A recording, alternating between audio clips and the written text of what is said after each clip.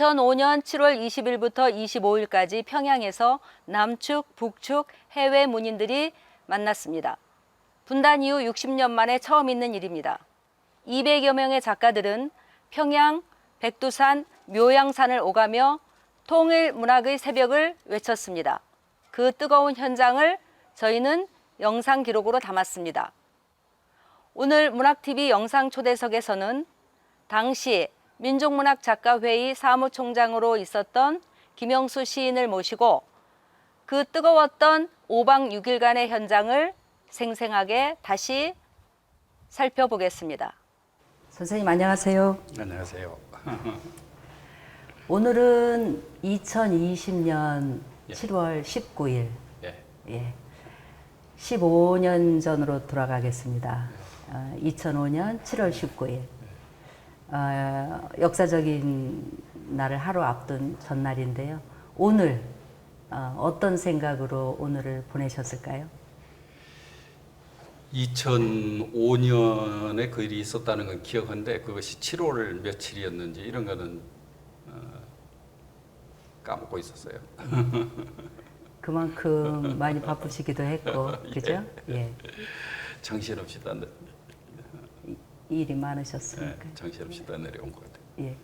그래도 이제 가만히 생각해 보니까 그래도 뭐 이렇게 그 전날 네. 뭐 엄청 바쁘셨겠죠. 네. 준비해야 될 것들이 엄청난 일이 이제 내일 일어납니다. 근데 또 확신은 못 하잖아요. 이미 2004년도에 한번 경험을 했기 때문에 그래서 오늘 이 시간도 굉장히 긴장 국면에 있었겠지만 그래도 또 그 어떤 감회가 좀 있으셨을 것 같아요. 뭐 제가 평소에 정신이 집중되는 사람이 아니라 뭐 이제 한편으로는 먼 것, 또 한편으로는 가까운 것 두 가지가 늘 이제 함께 이제 머릿속에 왔다 갔다 하는데 그때 당시에 일단 어떤 생각을 했던 것 같냐면은 인간에게는 정치 공동체와 경제 공동체만 있는 게 아니다. 모국어 공동체가 살아있다는 걸 보여주겠다. 뭐 이제 한편으로는 이 생각이 내일 이제 보여주겠다. 뭐 이제 이런 생각이 한편으로 있었고 그 다음에 이제 또 한편으로는 그때 그러니까 일정이 너무나 다급하니까 이제 저 팽팽하게 긴장이 있었죠. 네. 내일 아침에 어떻게 해야 되는 건지 그러니까 그때 상황이 어떤 상황이냐면은 선발대를 보내놓고 있는 상황이에요. 우리가 이제 방현석, 김종강 두 분을 평양으로 선발대를 보내놓고 그 선발대에게서 무슨 연락이 오면은 이제 행사가 중단된다거나 이제 문제가 되는 거죠. 예. 그러니까 이제 그 선발대에 연락이 안 오기를 바라면서 그러면서 이제 구체적으로 구체적으로 어떻게 할지 그러면 고민했던 것 같아요 그때. 그러면 이제 우리 전날. 전세기를 탈 고려항공 전세기를 탈 예. 일반 작가 선생님들은 이제 간다라는 어떤 흥분과 기대 예. 또 긴장도 했겠죠. 예. 그런 것만 있었던 반면에 우리 집행부에서는 또 다른 고민과 긴장이 있었네요. 그러죠. 그러니까 그때 저기 표현을 빌리면은 북쪽 그러니까 이제 북쪽 그 북쪽에서 행사를 준비한 장혜명 시인이 한 이야기거든요. 그 지게에다가 계란을 치고 드디어 이제 계란을 치고 마당만 걸어서 저 대문 바깥만 나가면 되는데 저기만 나가면은 달려갈 수 있는데 그래서 계란이 깨질까봐 조심조심 걷는데 마당이 너무 넓어서 대문이 너무 먼 그런 느낌이라고 했는데 그때 이제 저희들도 이제 그런 느낌이었죠. 그러니까 마지막 순간까지 중단될지 모르는. 그 다음에 남북 그 소통이 그렇게 원활해서 예약한 대로 도착하고 그런 게 아니기 때문에 일테면 북쪽 비행기가 인천 공항으로 와줘야 되기 때문에 그 사이에 무슨 변수가 있을지 실질적으로 출발하는 날 엉뚱하게 안개가 가득 끼어가지고 출발이 늦었어요. 예, 그때. 맞습니다. 그래서 공항에서도 또 긴장하고 공항에서도 있었죠. 긴장하고 있었죠. 비행기 못 뜨면 어떡하나. 남북 관계는 처음부터 끝까지 그 일정표 짜서 계획대로만 딱 이렇게 움직이는데 계획을 저희가 못 지키는 게 아니라 일기가 못 지키는 수도 있기 때문에 그렇죠. 아, 그러네요. 그런 긴장 속이었던 것 같습니다. 예, 그리고 이제 날이 밝아서 어쨌든 안개가 꼈지만 안개를 뚫고 이제 비행기는 떴습니다. 자, 이 시점에 그 행사 이름을 6.15 공동선언 실천을 위한 민족작가대회로 지었어요. 그래서 우리 작가 선생님들은 이제 아시겠지만 일반 국민들은 잘 모르실 것 같아서 왜 이렇게 이름을 지었는가를 좀 설명해 주십시오. 예. 그리고 또 이때 그 양측의 실무 협상팀은 누구였으며 그 다음에 그분들이 왜 이런 중책을 맡게 됐는지 그것도 좀 같이 설명해 주시면 감사하겠습니다. 굉장히 지금 어려운 게 지금 두 가지 질문이 주어졌는데요. 두 개로 나눠서 얘기를 하면은 일단 그 6.15를 저희가 앞세울 수밖에 없는 거는 그러니까 그거는 꽤 중요한데 사람들이 의외로 이제 그 문제를 조금 이제 가볍게 생각을 하더라고요. 일단 정치 공동체, 경제 공동체가 두 개로 쪼개져서 아주 삼엄하게 대립되어 있는 데다가 우리 모국어 공동체의 환경이 그러니까 문학장이 여러 개로 쪼개져 있어요. 남쪽 문학장, 북쪽 문학장. 우리는 자기 문학장만 가지고 생각하니까 다른 것을 아무것도 생각하지 않지만 밖에서 보면은 예를 들어서 그 한국 문학사의 대표 작가 얘기하면은 밖에서 생각할 때는 그거는 반쪽의 대표 작가가 되거든요.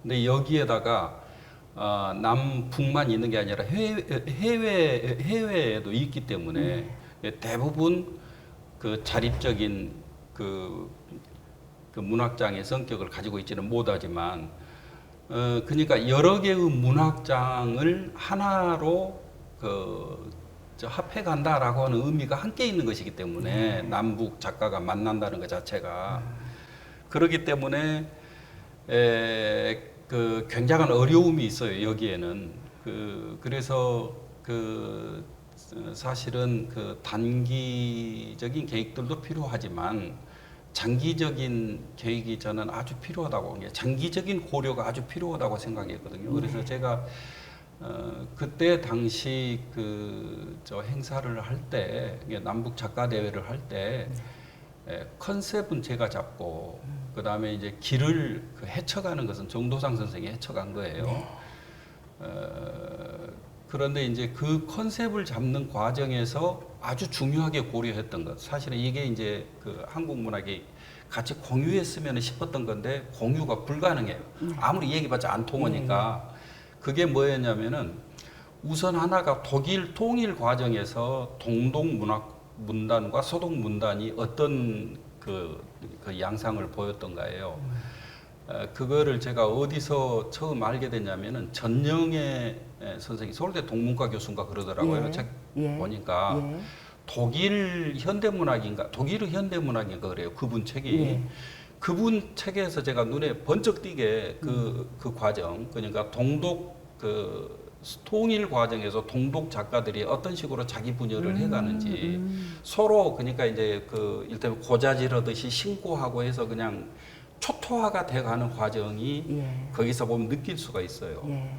그래서 한반도는 언제 이런 상황과 맞닥뜨릴지 모르기 때문에 이때 모국어가 그렇게 초토화되고 산산이 부서지지 않으려면은 서로 어떤 준비들을 해가야 되는지를 계속 이제 고민을 누군가가 하고 있어야 된다고 생각을 했죠. 특히 이제 남쪽 작가회의에서 그런 고민을 하고 있어야 된다 이렇게 생각을 했기 때문에 그 점을 계속 고민하면서 또 한편으로는 또 그때 당시에 제가 굉장히 염두에 뒀던 것 중에 하나가 몽골 작가회의였어요. 왜냐면은 이제 1, 2년 전에 그러니까 저희 대회하기 직전이에요. 그때가 한 2년쯤 전이었던 것 같아요. 몽골 작가회의에서 방문을 했는데 이게 뭐냐면은 몽골이 사회주의적 체제를 가지고 있다가 다당제가 도입되면서 그러니까 민주화가 되면서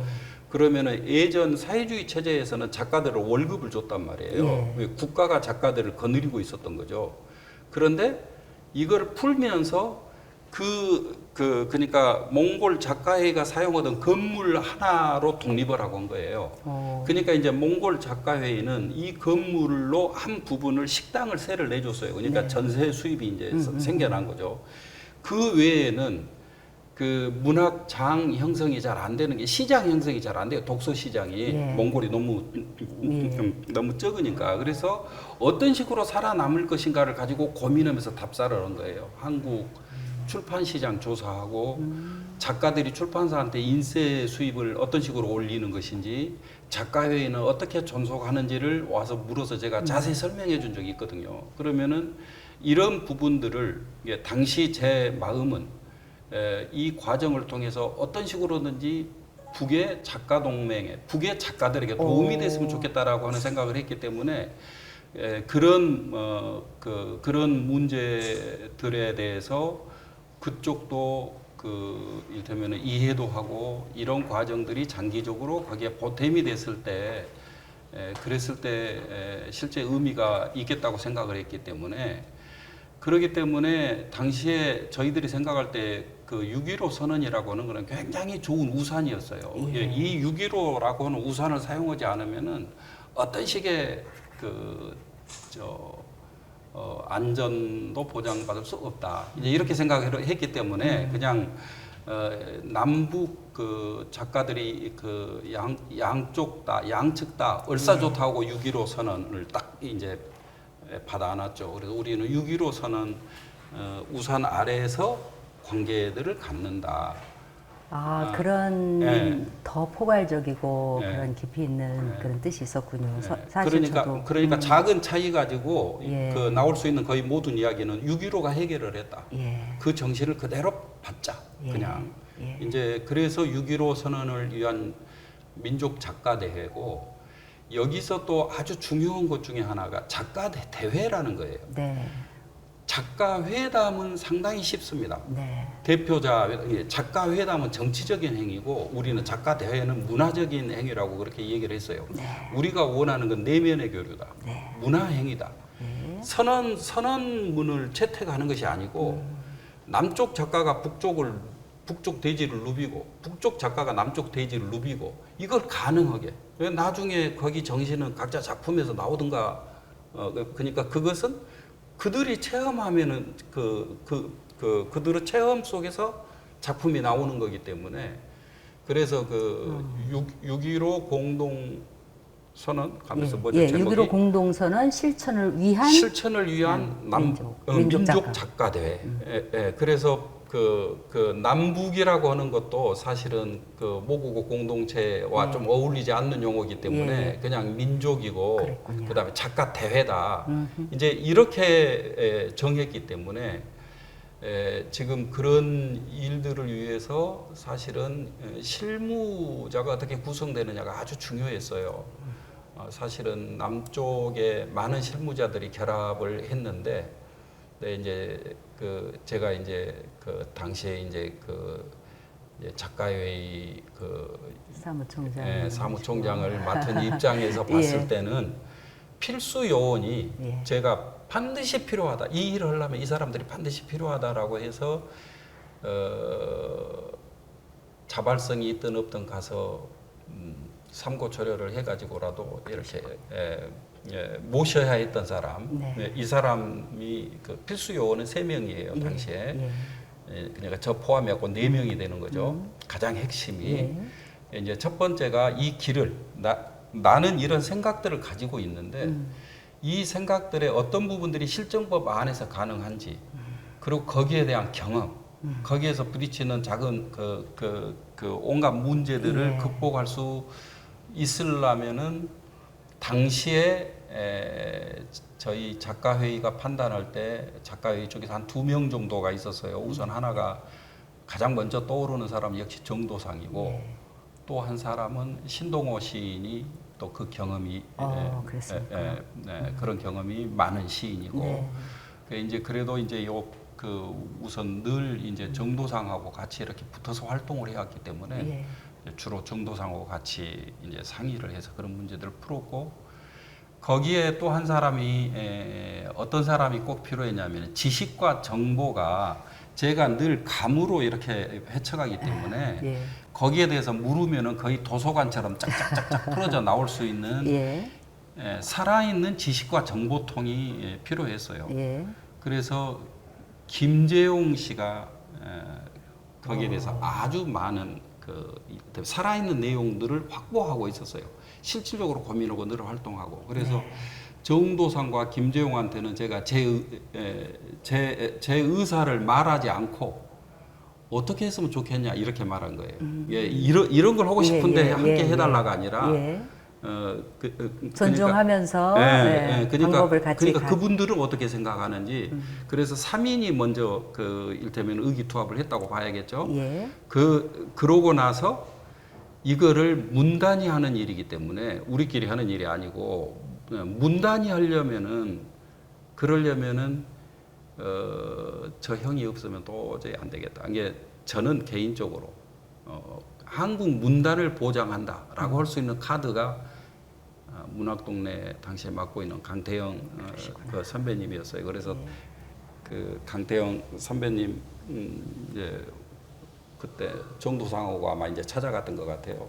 가서 이야기했더니 굉장히 저 의지를 보여가지고 너무나 행복한 출발을 할 수가 있었던 거죠. 그렇게 말하면 이제 팀이 짜여진 거거든요. 그러니까 이제 저는 2004년도부터 그 이제 보이지 않는 곳에서 활동하시는 거를 기록을 했지 않습니까? 그래서 어떻게 저 멤버가 한 조직이 됐는가 사실 궁금했는데 오늘 처음으로 이렇게 디테일하게 듣는 것 같아요. 강태영 선배를 그때는 이제 문학동네가 너무 컸기 때문에 그냥 대부분 그냥 문학동네 사장님으로만 이렇게 기억하는데 강태영 선배는 지역에서 전라북도에서 아마 소 키우고 있다가 문단에 막 데뷔했을 때 그러다가 활동을 하려고 서울로 올라와서 사실은 그 작가회가 자유실천 그 문인협의회 일때 김정한 선배님하고 호흡을 맞춰서 김정한 선배님이 아마 그때 사무국장을 했던 거예요. 여기에 차장으로 그 가장 어려운 시기에 헌신을 했던 선배예요. 그래서 그때를 기억하는 그때 같이 했던 사람들이 사람들이 딱 접근하면은 그때 선배예요. 문학동네 사장님이 아니고요. 형 원래 형이 주장 만든 거죠. 그런 역사가 있었네요. 그렇죠. 그런데 이제 이게 사실 같은 작가들한테도 그렇게 알려지지 않은 그러면은 이제 북측은 우리가 세세하게 뭐 알 건 아니지만 그때 그래도 성함이라도 북측에서도 핵심은 세 분이었어요. 늘 장혜명 시인이 가장 중요한 역할을 했고요. 그 다음에 박세옥 시인이었던 것 같아요. 지금 제 기억에 나이 드신 분입니다. 어르신이에요. 그분. 근데 꽤 젊으세요. 그래도. 그 다음에 리호근 시인. 이렇게 세 분이 그 세 분 플러스 한두 명이 이제 늘 이렇게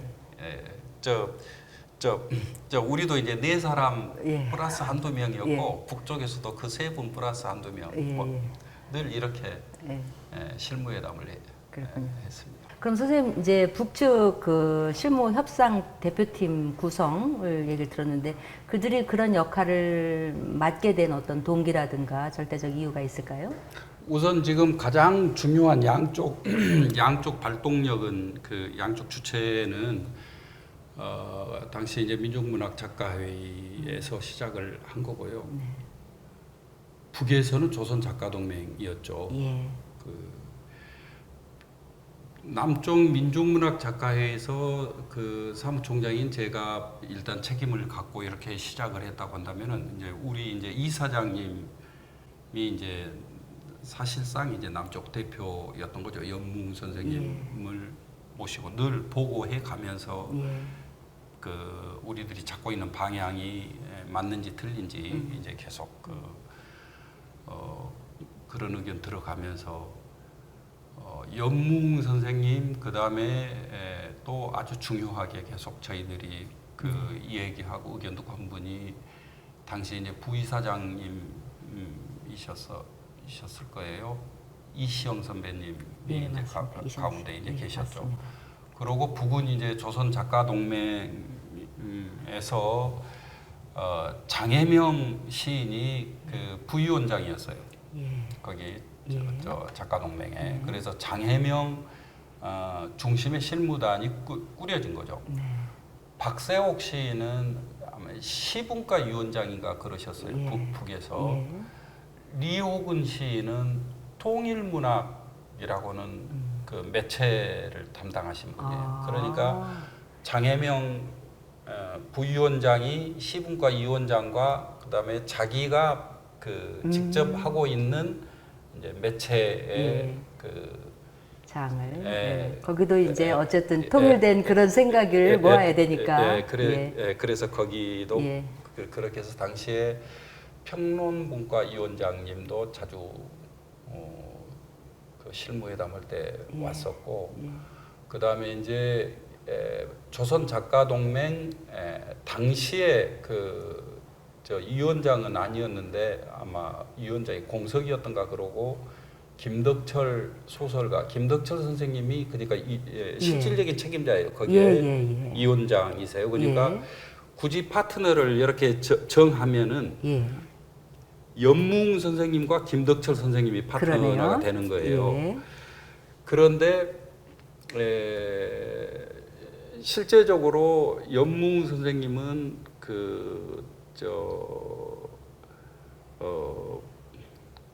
원로이시기 때문에 그 실질적으로 실무회담 다니고 이런 건 전부 다 이제 우리 선에서 해야 되기 때문에 그러면은 남쪽에서는 내가 책임자이고 북에서는 김덕철 선생님이 책임자가 되는 거예요. 그래서 그것 때문에 그 저기한테 이제 그 북측한테 얘기를 했어요. 우리도 사실은 굉장히 중요한 선배님이 계시는데 그분을 그 집행위원장으로 모시겠다.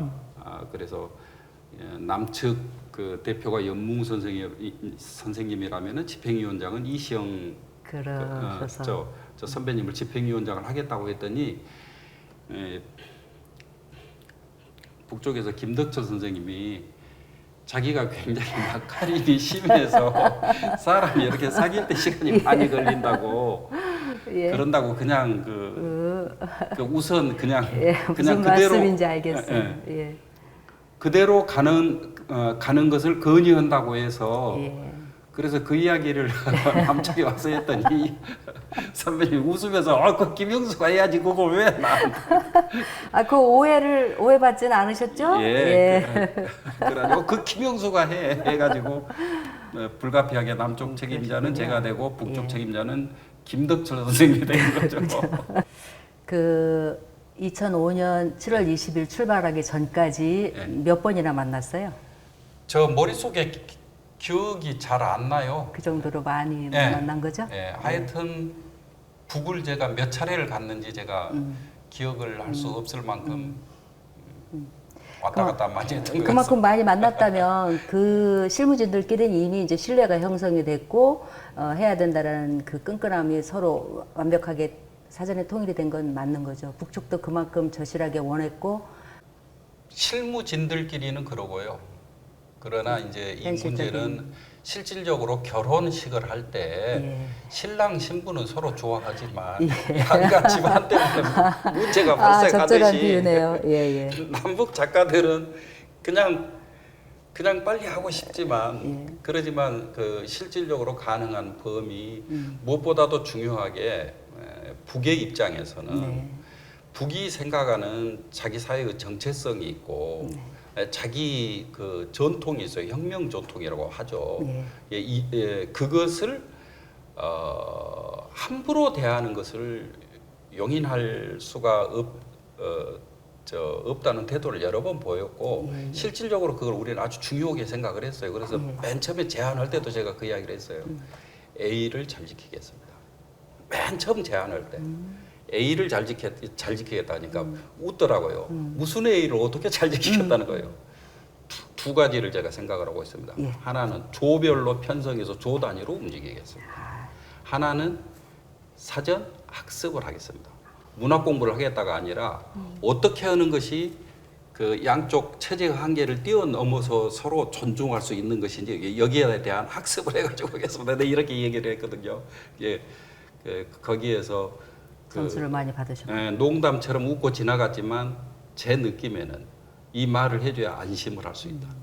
저는 이렇게 생각을 했고 실질적으로 제 느낌에는 그러더라고요. 예, 거기서 이제 진정성을 그들이 네. 인정을 해주고 네. 거기서부터 이제 확실하게 마음을 그래서 열어주고. 함부로 나대거나 해가지고 큰 실수하지는 않을 것 같다 이런 느낌을 예. 받지 않았을까 뭐 이제 이런 생각을 했던 거. 예, 이제 한국에 잘 넘었습니다. 그런데 이제 그럼에도 불구하고 사실 2005년도 성사되기까지는 네.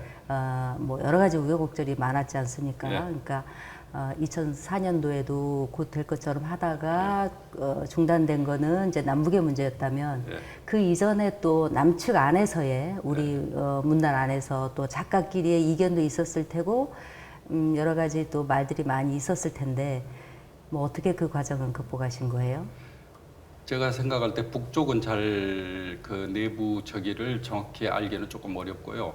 남쪽에서는 그 여러 개의 문학 장을 대하는 태도, 그다음에 소속감 이런 것조차도 다 달라버리기 때문에 특히 이제 작가들이 가지고 있는 특징 중에 하나, 이것은 장르의 고유한 속성이기 때문에 이거는 반드시 그 아무리 어려워도 이 딜레마를 안고 갈 수밖에 없는 것 중에 하나가 단체 행동을 극도로 싫어한다는 거예요. 예. 작가들이 예. 이게 늘 홀로 세계를 향해서 외쳐왔기 때문에 문학이라고 하는 형식 자체를 그렇게 생각하기 때문에 그러기 때문에 그 다수결로 딱 정해가지고 그대로 따른다 이거는 사실은 기대할 수가 없죠. 예. 거기에다가 그 문학을 하는 만큼 각자의 역사 의식이 있고 각자의 각자의 가슴이 가리키는 정치적 나침반들이 예. 각자가 다르기 때문에 예. 이제 셀 수 없이 많은 여러 개의 것이 남쪽에는 존재하기 때문에 예. 작가 대회를 한다는 것은 사실은 이것을 함께 해간다는 것이기도 하다고 맨 처음부터 설정을 그렇게 했죠. 그래서 사실은 이 작가 대회의 핵심은 남남 갈등을 극복하는 것이 우리들끼리 극복하는 것이 무엇보다도 중요한 선결 조건이다 이렇게 생각을 했어요. 맨 예. 처음 설정을 예. 그렇게 했어요. 맞습니다. 예. 맞습니다. 그렇게 했기 때문에 사실은 강태영 선배가 간절히 필요했던 것이고 그래서 법문단이라고 하는 것을 아주 자연스럽게 처음부터 그러니까 전제 조건으로 작가회의가 발동을 걸었고 법문단을 만들어간 것이 아니라 네. 법문단을 전제 조건으로 그래서 크게 세 덩치가 있었죠. 네. 우선 하나가 작가회의 성향 이렇게 예. 볼 수가 있겠죠. 네. 또 하나가 문인협회 성향, 그렇죠. 또 하나가 비조직 성향이 있어요. 예. 어떤 조직도 그러니까 여기는 숫자가 적을지라도 예. 발언권이 상당히 예. 셉니다. 예. 이를테면 그렇죠. 예. 언론은 여기에 관심이 크거든요. 예. 그렇기 때문에 그 삼자가 만나가는 과정을 저희들이 매우 중시했고 그래서 되도록 작가회의는 심부름 중심으로 하고 그러셨군요. 모아내자 뭐 예. 이제 이렇게 당시에 뭐 지금도 그렇습니다만 그때는 좀 더 각계 성향이나 정치적 성향이나 정체성이 확연히 달랐던 우리가 그냥 흔히 말하는 네.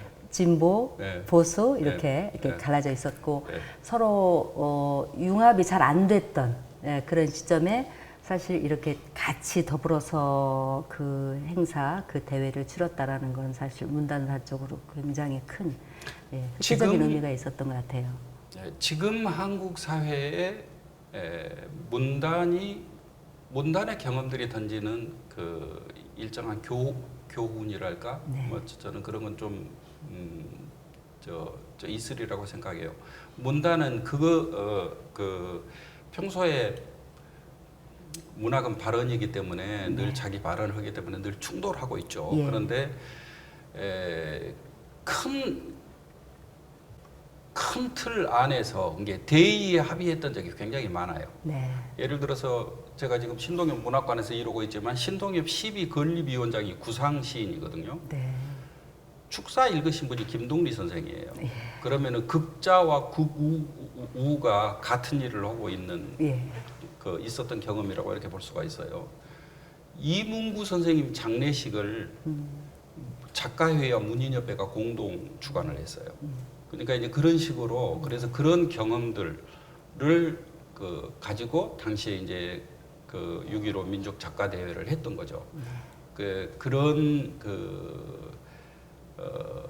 상당히 자기 그 입장을 안 버리고 선명한 사람들이 그러나 작은 것 때문에 큰 것까지 망가뜨리지는 않는 그래서 큰 문제를 함께 이렇게 그 일정하게 양보하고 협력해서 지켜주는 그런 경험이 갈수록 더 적어져가는 게 아닌지 맞습니다. 그런 생각이 여러 그 문인 단체들의 그 각기 다른 성향의 그분들하고 같이 동행을 했던 그런 그 과정, 어려움 이런 것들은 어느 정도는 이제 설명이 된 것 같아요. 그 참고로 예. 그때 당시 문인협회 이사장님이셨던 신세훈 선생님, 예, 신세훈 선생님의 특성이 정치적 성향은 조금 다르지만 네. 그 민족에 대한 사랑이 아주 깊다라고 그 우리들은 그렇게 예. 느꼈어요. 그래서 민족 문제를 얘기할 때 아주 쉽게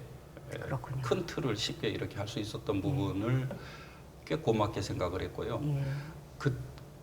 거기서 당시에 실무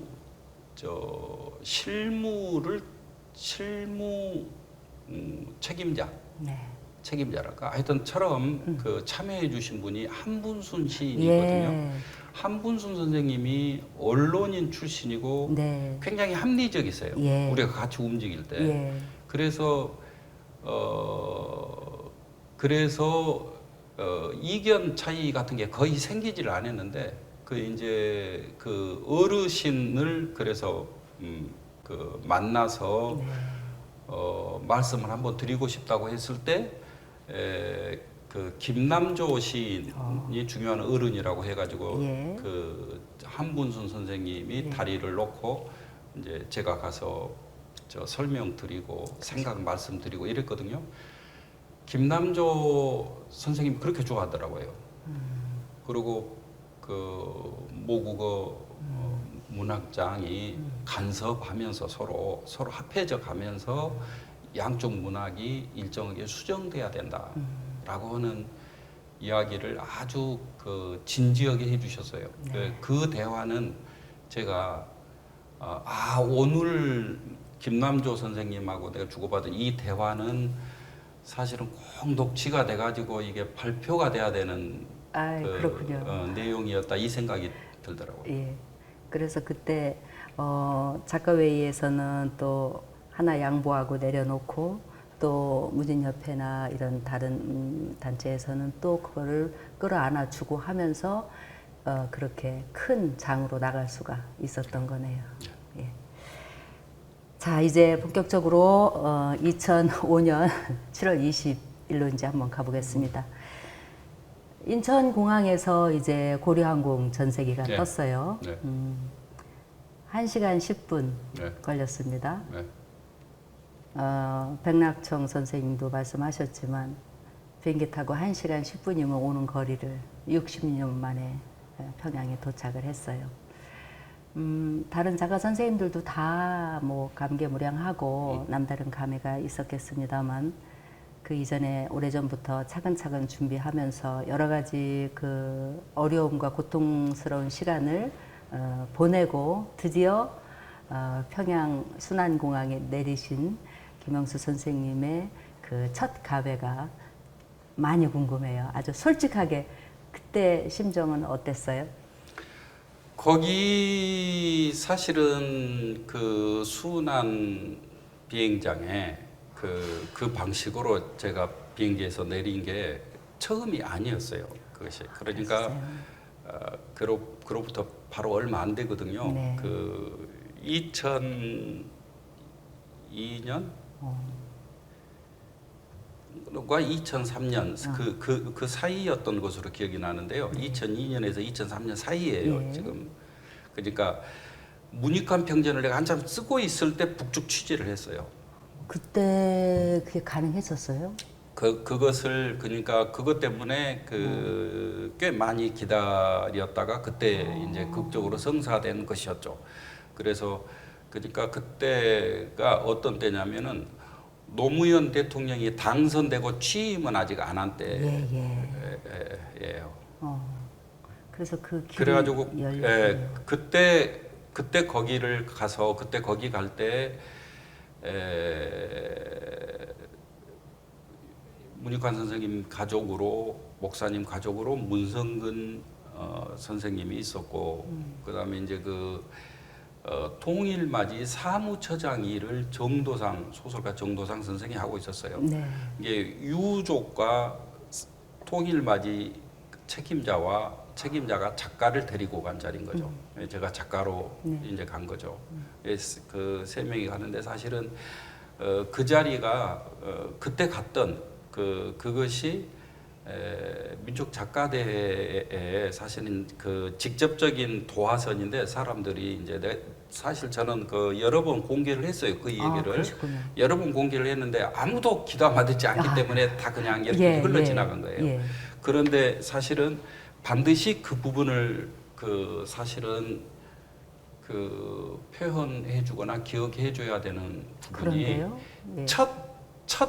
지금 첫 발자국을 누가 떼준 거냐면은 이때 네. 나하고 정도상하고는 그런 얘기를 한번 해달라고 하자. 그렇게 이야기를 했었기 때문에 그냥 문성근 선배님께서 대뜸 그 이야기를 하더라고요. 민족문학 작가회의라고는 단체를 아십니까? 그러시더라고요. 그러고는 우리가 생각지도 않는 발언을 따거더라고요. 우리 아버님이 활동하셨던 문익환 시인님의 그랬어요? 시인님이 몸담고 있는 저 단체인데 여기는 남북 작가들의 만남을 희망한다. 꽤 희망하고 준비를 하는데 잘 안 되는 것 같은데 그것이 될 수 없는 일일까요? 그렇게 얘기를 하니까 이제 거기서 아마 답변을 하시기를 북쪽에서 안 되는 게 아니고 아마 남쪽에서 안 되는 걸 겁니다. 가서 알아보세요. 아니 남쪽에서 될 경우에 북에서 될 수 있도록 긍정적인 검토를 부탁한다. 그래서 그 이야기를 좀 했어요. 아니 남쪽에서 그게 가능하단 말이에요. 우리가 생각할 때는 충분히 가능한데 남쪽에서 가능할 경우에 북쪽에서 저기를 해달라. 그러니까 그러면 남쪽 가능하게 해보세요. 뭐 합시다. 그게 그러면 첫 이야기가 거기서 이미 나왔던 거예요? 그렇게? 이야기가 나오고 얼마 안 되어서 제가 작가의 사무총장을 맡았기 때문에 제가 사무총장 보도 나갈 때 이게 그때 이제 기자회견이라고 좀 그렇고 그래도 그렇죠. 하여튼 보도 나갈 때 그때 그러니까 작가회의는 사무총장제라고는 제도를 바꿔서 제가 이제 그렇죠. 저 초대이기 때문에 그때 이제 제 생각을 그렇게 밝혔죠. 지역 정신, 일명 토착 정신을 모아서 북의 작가들의 손을 잡고 아시아, 아프리카 연대로 간다. 민족문학 작가의 노선이다 이게. 이제 그래서 지역 정신, 토착 정신을 가지고 있는 지역 작가들의 의견을 늘 경청할 것이고 네. 이걸 모아서 예. 그 남북 작가 틀을 만들어서 연대 틀을 만들어서 저 아시아 아프리카 저기로 가겠다. 그래서 사실은 이제 그 노선의 일부였던 거죠. 이게 지금 네. 쭉 일련의 진행이. 예. 그러면은 그때 그런 발언을 하셨을 때 국내 언론이라든가 작가들이나 그 반응은 어땠어요? 관심을 제 느낌에는 관심을 얼마 안 갖는 것 같은 부분이 약간 늘 그 마음의 안타까움으로 내가 생각할 때는 아주 중요한데 저는 어떤 거로 생각을 했냐면은 지금 그렇게 가야 된다라는 생각을 무엇 때문에 했냐면은 사실은 이 그 근대 미학사 이거를 근대까지 네. 이 한 시대의 미에 준 것들은 지배자의 용모이다. 저는 지금 그 발언을 많이 했어요. 그래서 제가 여러 차례 반복해서 한 시대의 한 사회의 미적 준 것들은 지배자의 용모이다. 그런데 왜 지배자의 용모가 미적 준 것들이 돼야 되느냐? 자연의 용모여야 되는 거 아니냐? 자연의 용모가 미적 준 것들이지 어떻게 지배자의 용모가 미적 준 것들이냐? 이게 지금 그 근대 미학사가 이렇게 재구성돼야 된다. 이게 문학이 근대를 극복하는 양상이 아니겠느냐? 이제 그러니까 이제 지금 그 부분을 구체적으로 실행하자면 어떻게 할 것인가 가지고 이제 그 얘기들을 했는데 이제 제 개인이 생각할 때 사실은 이재무 시인이 내가 두 번째 시집 냈을 때 김영수 시인 탄미주의자야. 저는 매우 칭찬으로 들었거든요. 예. 내가 좀 이렇게 미학적 상상력인데 예. 그냥 주변에서는 그냥 운동권 노선으로 생각한다. 예. 이 이야기를. 예. 그래 계속 운동권 노선으로 예. 그냥 나는 분명히 이렇게 말했는데 저 사람들은 NL론 딱 이렇게 듣고 딱 끝내버리는 거예요. 그렇죠. 이 예. 부분이 예. 그 갇힌 부분이 작가로서는 사실은 굉장히 늘 아프고 슬프고 그죠. 속상하고 이제 예, 예. 그러지만 어디에다가도 항의할 수도 없는 예. 그것이 내 이미지인 것을 예. 너무 강렬했기 때문에 예. 그런 거죠. 예. 근데 그 대목에서 한 가지 궁금한 거는 그때 이제 반응이 조금 미미했다면 사실 그게 너무 엄청난 일이었기 때문에 이게 과연 가능할까라는 그 물음표가 좀 있지 않았을까요? 그것도 당연히 있었죠. 예, 이게 가능한 일이야 도대체? 그것도 당연히 있었고 예. 또 당시 그러니까 그 시대의 특성이 저는 요즘도 꽤 공허감을 느끼는데 그때도 사실은 상당한 공허감을 가지고 있었던 시기예요. 그러니까 뭐냐면은 다른 그 흐름이나 다른 지향성이 있으면 안 먹히죠. 이런 말이 전혀. 네. 누구도 속수무책인 거예요. 예. 저 사무총장제 바꿔갖고 뭘 어떻게 하겠다는 거야. 그러니까 어떤 종류의 길도 없는 거예요. 예. 그렇기 때문에 저 같은 사람이 생각한 방향으로 이 단체가 막 가버린 거예요. 엄청났습니다. 그러나 그런 발언이 역사를 만들었습니다. 그렇죠? 문익환 목사님 평전을 쓴 저자로서의 방북이었고 그 다음에 그때는 또 그때의 목적성이 있었기 때문에 그때 순환공항을 밟았을 때의 느낌도 나름대로 감흥이 있었겠지만 요번 이 대한민국 그 작가들을 98명의 작가들을 그 말 많고 탈 많았던 그 세월을 다 모두 안고 이제 딱 내렸어요. 그때도 또 역시 다른 감흥은 있었죠. 혹시 남북 교류, 예술가들 교류를 진행하는 분들이 있어서 나중에 이제 혹시 이제 이 이야기를 참고로 보게 될지도 몰라서 제가 이제 그래서 얘기를 하자면은 오토바이를 타고 달리는 사람은 이 과거를 회상할 틈이 없어요. 먼 미래를 구상할 틈도 없습니다. 우선 맞닥뜨린 것을 피해야 되고 이걸 돌파해 가야 되거든요. 실제 실무를 담당한 사람들이 이제 제가 약간 망상이 좀 있기 때문에 긴 것도 가끔 생각하고 작은 것도 생각하고 이렇게 하는 거지 거의 그 눈앞에 있는 것에서 눈을 돌리고 할 겨를이. 떼고 할 겨를이 없어요. 예. 어떤 상황이냐면 당시 상황이 사실은 공항에 내렸기 때문에 남쪽에서 책임은 벗었다.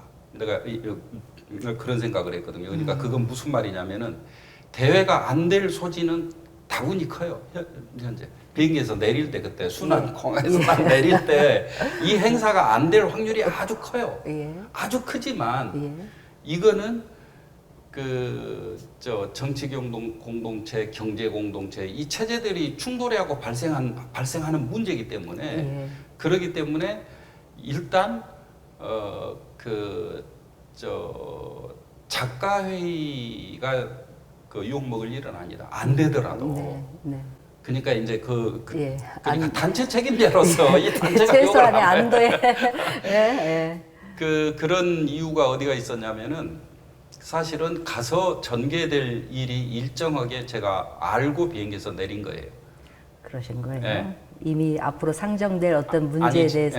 평양에서 지금 현재 지금 장소 딱 도착하면 발생될 문제를 남쪽 분들한테는 다 비밀로 하고 저하고 정도상하고 김재용 씨하고 강태영 선배가 고민을 하면서 딱 도착을 했어요 거기에. 그러니까 아무 결론이 없어요 지금 이 문제 어떻게 될지. 그러면 다음 질문이 자연스럽게 이어지는데. 뭐 다들 뭐 흥분했지 않습니까?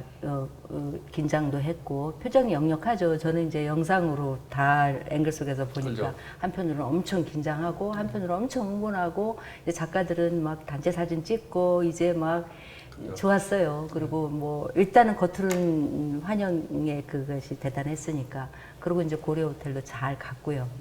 근데 좀 이따 이제 분위기가 이제 좀 이상하게 돌아가는 걸 이제 감지를 했죠.